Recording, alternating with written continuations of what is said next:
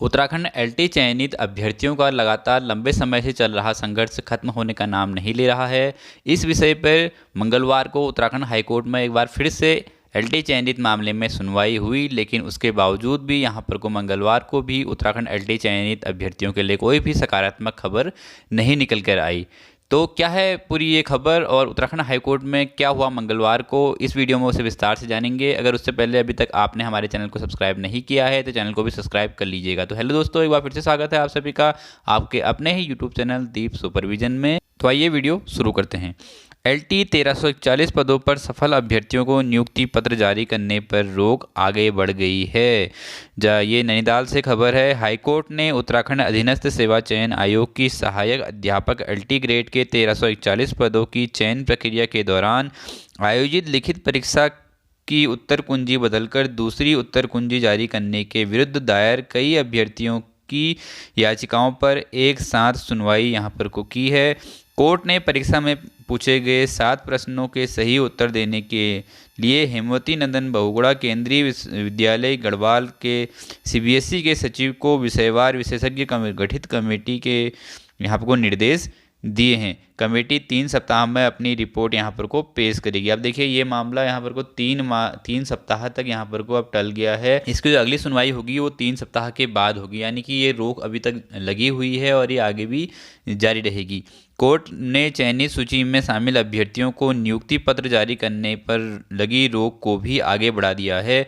मामले में अगली सुनवाई 23 मई को होगी। अब इस मामले में जो एलटी चयनित मामला है अभ्यर्थियों का, इस मामले में यहाँ पर को सुनवाई जो होगी 23 मई को होगी। अब देखिए इसमें देखने वाली बात भी यही है कि कोर्ट में जो लोग गए हैं वो लोग भी यहाँ पर को वो कैंडिडेट ही गए हैं जिनका चयन यहाँ पर को नहीं हो पाया है किसी कारणवश, जिनका पहली उत्तर कुंजी में कुछ आंसर जो थे वो अलग थे, लेकिन संशोधित आंसर की में उनके आंसर वहाँ पर को बदल दिए गए। तो वो अभ्यर्थी वहाँ पर कोर्ट चले गए हैं और जो सिलेक्टेड कैंडिडेट्स हैं वो कह रहे हैं कि हमको जल्दी से जल्दी इस मामले को निपटा करके हमको यहाँ पर नियुक्ति दी जाए।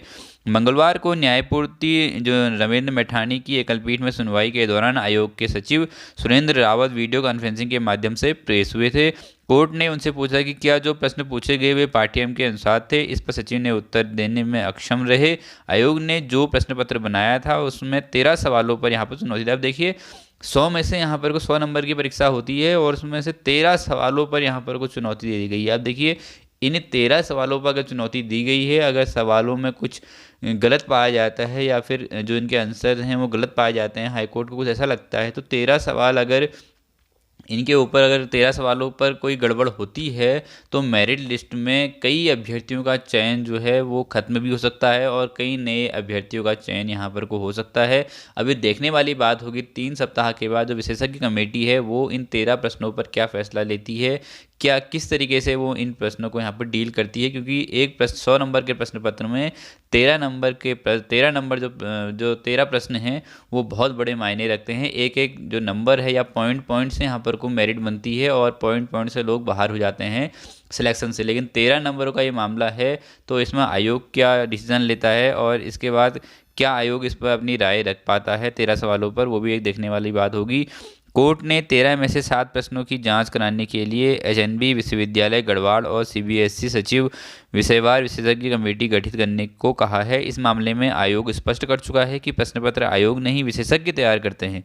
आयोग की ओर से इसमें अत्यधिक गोपनीयता यहाँ पर को बरती जाती है और विशेषज्ञ का नाम तक वे सार्वजनिक नहीं किया जाता है। याचिकाकर्ता नवीन असवाल, दीपिका रमोला, प्रियंका और अन्य अभ्यर्थियों ने याचिका में कहा कि सहायक अध्यापक एलटी ग्रेड की लिखित परीक्षा के बाद आयोग ने उसकी उत्तर कुंजी वेबसाइट पर अपलोड की। बाद में उसमें संशोधित कर दिया गया और अभ्यर्थियों को से आपत्ति मांगी गई। कई प्रश्नों के उत्तर में आपत्ति व्यक्त की गई। उनके जो प्रश्न सही थे बाद में वे गलत हो गए, इस वजह से उनका चयन नहीं हो पाया। अब जो अभ्यर्थी ने कहा है कि उनके कई संशोधित आंसर की में उनके जितने भी पहले वाले आंसर की में इतने क्वेश्चन सही थे, संशोधित उत्तर कुंजी में वो प्रश्न जो है वो गलत कर दिए गए, जिससे कि उनका यहाँ पर चयन नहीं हो पाया। इस मामले में फिर वे लोग हाई कोर्ट में उन्होंने रिट यहाँ पर को दायर की है और इस मामले में अब सुनवाई चल रही है। हाईकोर्ट ने सवालों के जवाब तलाशने को गठित यहाँ पर को विशेषज्ञ गठित यहाँ पर को कमेटी गठित की है। कोर्ट ने 13 में से 7 प्रश्नों की जांच कराने के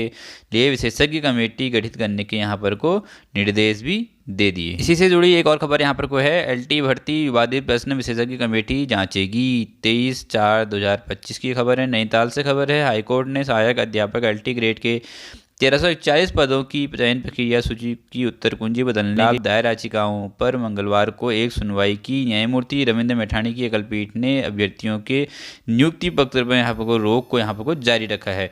सुनवाई में उत्तराखंड अधीनस्थ सेवा चयन आयोग के सचिव वीडियो कॉन्फ्रेंसिंग से पेश हुए। कोर्ट ने उनसे पूछा कि क्या प्रश्न सिलेबस के अनुरूप थे, तो आयोग की ओर से इसका उत्तर यहाँ पर को नहीं मिल पाया और कोर्ट ने 13 में से 7 प्रश्नों की जांच और सही उत्तर के लिए हेमवती नंदन बहुगुणा जो गढ़वाल विश्वविद्यालय और सीबीएसई के सचिव को विषयवार यहाँ पर को विशेषज्ञ की कमेटी गठित करने का आदेश दिया है। कमेटी को रिपोर्ट जो है वो 3 सप्ताह में पेश करनी होगी। मामले की अगली सुनवाई अब 23 मई को होगी, यानी कि 23 मई तक अब ये मामला यहाँ पर को लटक गया है, जब तक एक्सपर्ट जो कमेटी है इनकी वो अपनी जांच रिपोर्ट सौंप नहीं देती है।